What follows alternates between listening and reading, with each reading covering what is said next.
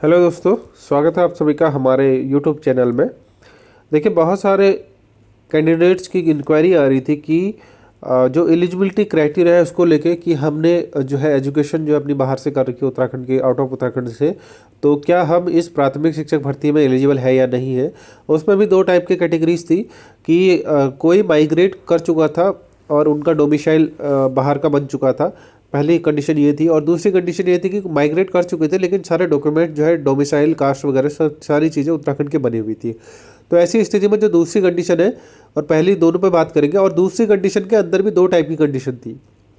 एक वो जो किसी जॉब की वजह से माइग्रेट कर रहे थे, मतलब अपने पेरेंट्स या फिर खुद की या हस्बैंड वाइफ की जॉब की वजह से माइग्रेट कर चुके थे।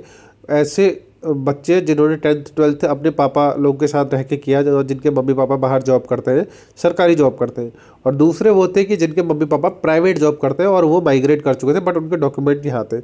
तो इस चीज़ को क्लियर करने आया हूँ।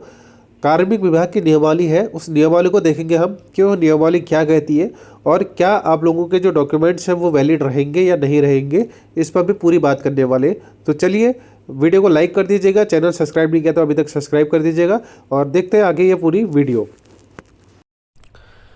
तो आगे हैं आप लोगों के लिए कार्मिक की नियमावली लेके। आप देख सकते हैं जो समूह ग के पद है, आप देख सकते हैं आवेदन हेतु पात्रता जो होती है उत्तराखंड लोक सेवा आयोग की परिधि से बाहर, लोक सेवा आयोग की परिधि से बाहर समूह ग की सीधी भर्ती पद हेतु निम्नलिखित अनिवार्य वांछनीय अर्हता में से एक होनी आवश्यक है। ठीक है, कौन कौन सी कंडीशन है।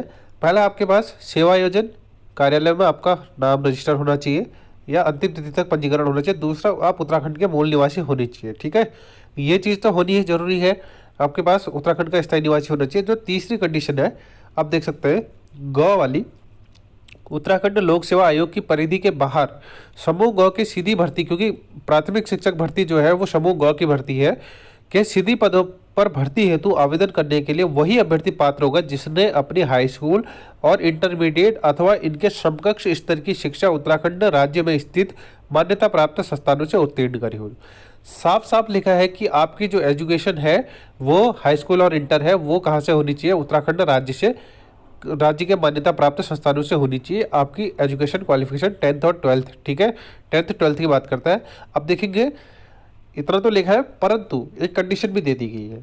अभी कंडीशन क्या है, परंतु यह है कि सैनिक, अर्धसैनिक बलों में कार्यरत तथा राज्य सरकार या उसके अधीन स्थापित किसी राजकीय अर्धशासकीय संस्था में नियमित पदों पर नियमित रूप से नियुक्त कार्मिकों एवं केंद्र सरकार अथवा केंद्र सरकार के सार्वजनिक उपक्रमों में नियमित पदों पर नियमित रूप से उत्तराखंड में कार्यरत ऐसे कर्मी जिनकी सेवाएं उत्तराखंड के बाहर स्थानांतरित नहीं हो सकती, स्वयं अथवा उनके पति पत्नी जैसी स्थिति में हो, उनके पुत्र पुत्री राज्य अधीन सेवाओं समूह ग की सीधी भर्ती के पदों पर चयन हेतु आवेदन के पात्र होंगे। अब ये साफ साफ कंडीशन दिखा रहा है कि अगर आपके मम्मी पापा किसी राजकीय सेवाओं में सैनिक हो, अर्धसैनिक हो या अन्य कोई गवर्नमेंट सर्विसेज में राज्य के अधीन अन्य कहीं बाहर जॉब कर रहे हैं तो उनके पुत्र भी इस हेतु पात्र होंगे। साफ साफ लिखा है। ठीक है, आप अगर आपके मम्मी पापा वहाँ पर काम करें तो आपको डिपार्टमेंटल एक कागज़ लेके आने पड़ेंगे कि आपके मम्मी पापा वहाँ पर कार्यरत है करके, और आपकी एजुकेशन बाहर से, तो आप पूरी तरह से वैलिड है। अब देखिए, दूसरी कंडीशन भी है, राज्य के स्थायी निवासी जो आजीविका अध्ययन हेतु उत्तराखंड से बाहर निवासरत है के स्वयं अथवा उनके पति पत्नी जैसी भी स्थिति हो तथा उनके पुत्र और पुत्री भी समूह ग की भर्ती हेतु आवेदन के पात्र होंगे। तो साफ साफ लिखा है कि अगर आप उत्तराखंड के होने चाहिए, ठीक है, आपका स्थायी निवास उत्तराखंड का होना चाहिए, और अपनी जीविका चलाने के लिए यानी कि जॉब करने के लिए अगर आपके मम्मी पापा माइग्रेट कर चुके हैं परंतु आपके सारे डॉक्यूमेंट्स अभी तक उत्तराखंड के ही हैं, तब आप इस भर्ती में आवेदन हेतु पात्र होंगे। चाहे आपने ग्रेजुएशन 12th जो है वो बाहर से किया होगा, सारी चीज़ें आपकी वैलिड होगी। तो इस चीज़ के लिए बहुत सारे बच्चों की इंक्वायरी आ रही थी कि आप वैलिड रहेंगे या नहीं रहेंगे। तो आप बिल्कुल पूरी तरह से वैलिड है, बशर्ते कि आपके मम्मी पापा का स्थायी जो है आपका स्थायी यहाँ होना चाहिए और आपके मम्मी पापा जॉब के लिए वहाँ पर माइग्रेट करने होने चाहिए।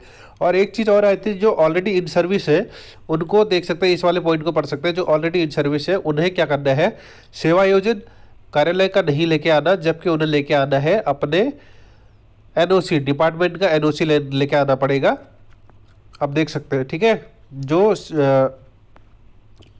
इसमें दिया है नीचे, हाँ यहाँ पर दिया है कि आप प्रमाण प्रस्तुत किया गया, ऐसे में आपको विभाग से अनापत्ति प्रमाण पत्र, जिसे एनओसी नॉन ऑब्जेक्शन सर्टिफिकेट कहा जाता है, वो लाना पड़ेगा। जो ऑलरेडी इन सर्विस है उनका रोजगार एम्प्लॉयमेंट ऑफिस का कार्ड नहीं लगता है, ठीक है।